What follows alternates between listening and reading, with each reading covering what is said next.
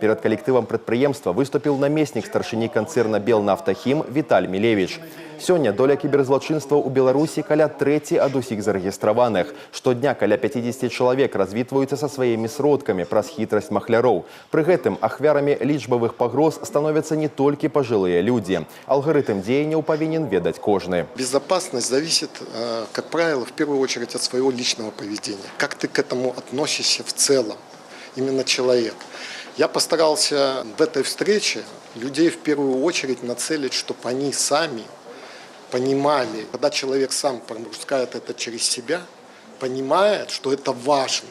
Он и относится к этой вещи как важной. Для себя, ну и для своих окружающих. Очень полезно, потому что мы все уже, наверное, привыкли, когда нам звонят якобы из банка, просят кодовое слово, да, назвать. То есть мы уже всю эту проблему знаем, все сталкивались.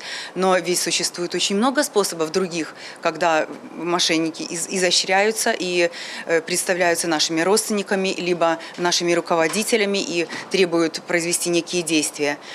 Поэтому нужно знать, как себя обезопасить. Яшчэ адзін важны акцэнт сустрэчы – бяспека ў рэальным жыцці падчас летняга адпачынку. У разгар купальнага сезону работнікам і іх сем'ям нагадалі аб правілах паводзінаў на вадзе. Галоўнае патрабаванне – ні на хвіліну не пакідаць дзяцей без нагляду каля вадаёмаў, выкарыстоўваць выратавальныя камізэлькі і цалкам адмовіцца ад небяспечнага нырання і ўжывання алкаголю.